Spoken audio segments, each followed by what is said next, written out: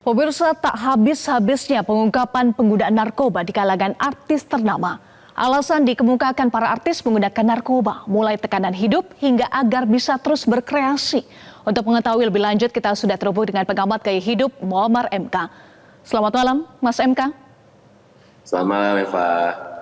Ya, Mas MK, kenapa artis tak jera pakai narkoba? Ini sebenarnya sudah pembahasan bolak-balik ya, berulang-ulang gitu. Jadi kalau mau ditelusur lebih jauh ya mungkin penyebabnya banyak. Tetapi lagi-lagi kalau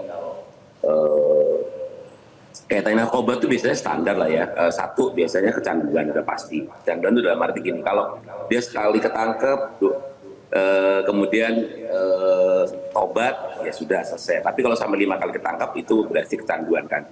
Itu udah ciri khas lah gitu, bahwa ada faktor-faktor yang lain itu kan faktor apa ya, pengikut gitu. Misalnya kalau kemudian ada yang memang misalnya faktor gaya hidup di dalamnya ada pergaulan kan. Ini di sana misalnya dalam kondisi misalnya dia lagi tertekan hidupnya, lagi banyak masalah, ketemu orang yang kemudian juga narkoba, ya udah masuk ke dalam.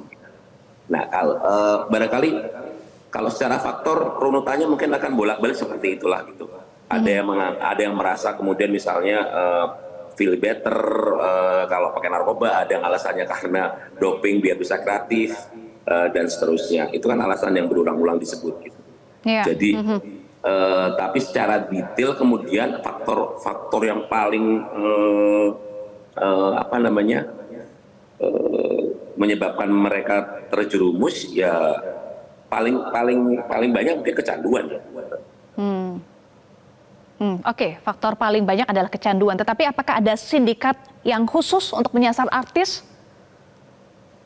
Nah ini yang kan bisa kita lihat misalnya dari beberapa selebritas yang tertangkap itu, misalnya dari tahun ke tahun itu kan kita lihat aja dari kadar misalnya jumlahnya berapa gitu kan. Nah biasa kalau sindikat itu kalau dia masuk kategori bandar misalnya kan itu berarti jumlah yang ketika ditangkap bersama barang bukti itu kan pasti jumlahnya jumlahnya besar gitu. Tapi ini kan tidak, barang bukti yang kemudian ditemukan itu kan ada dalam jumlah yang kecil lah gitu. Jadi kalau kemudian sindikat, yang menarik adalah justru sindikat yang kemarin ada kasus itu ketika ada bukan selebritas dari papan atas tapi justru selebgram kan. Nah itu menjadi sindikat karena jumlah yang tertangkap bersama barang bukti kan besar gitu. Nah dari kasus-kasus artis yang sekarang ini relatif barang buktinya adalah kecil. Ada yang kemudian juga berulang kan gitu. Berulang itu dalam arti ada yang sudah jadi residivis kemudian ketangkap lagi kan gitu. Ini kan lagi-lagi kalau kemudian sindikat barangkali terlalu jauh mengaitkannya ke sana gitu, Eva. Kalau kita bicara modus-modusnya, Mas MK, apa saja sebetulnya modus peredaran narkoba di kalangan para artis? Dulu misalnya gini, ada yang memang ada teori misalnya adalah marketing nebeng ya, artinya ada kemudian memang saya pernah bilang misalnya ada beberapa artis yang kemudian awalnya dikasih gratis, oleh jaringan, kemudian pakai ya, lama-lama kemudian dia kecanduan, kemudian lama-lama beli, tapi juga akhirnya dia menjadi pengedar kan gitu. Itu terjadi itu.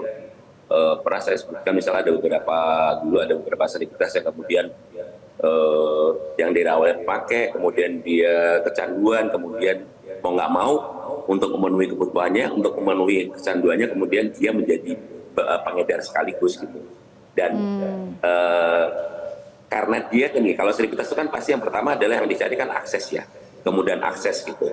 Misal kemudian akses itu artinya ya sudah dia gampang mencari barangnya. Kita lihat misalnya selalu putarannya itu yang tertangkap adalah barang buktinya adalah kalau nggak sabu ganja kan gitu. Berarti secara akses mereka kemudian dapat akses gampang nih sebagai selebritas ke dua barang haram ini gitu. Lagi-lagi selalu barang itu gitu. Nah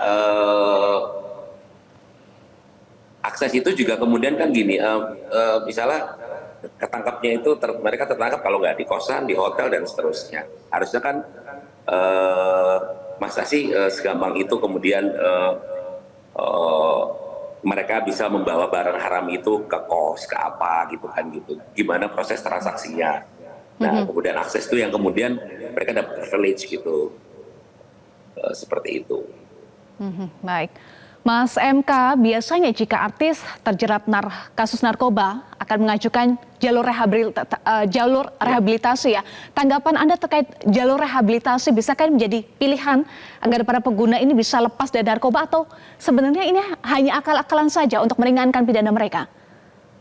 Iya, ini yang saya juga pernah bilang bahwa rehab mungkin sebagian memang menyelesaikan masalah, tapi juga banyak yang kemudian juga tidak menyelesaikan masalah kan.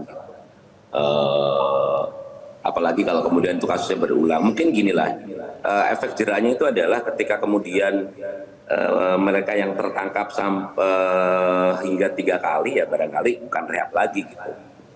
Memang sudah saatnya berlaku hukum, ya sudah tidak ada proses rehab karena kalau kalau sampai 3 kali, apalagi sampai 5 kali ini kan namanya rehab tidak berhasil sama sekali kan gitu. Terus hal lain adalah saya belum tahu persis ya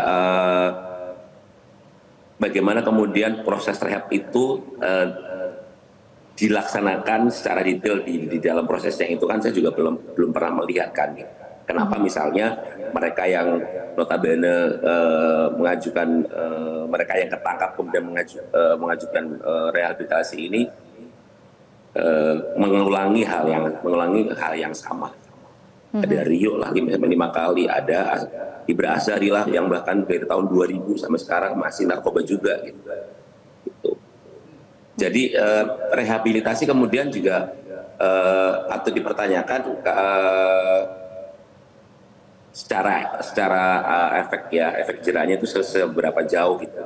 Jadi kalau menurut saya harus dikasih deadline gitu bahwa rehab hanya berlaku untuk mereka yang kemudian tidak mengulangi kejahatan yang sama gitu. Kalau sampai 3 kali kemudian rehab tidak berlaku lagi, harus hukum penjara.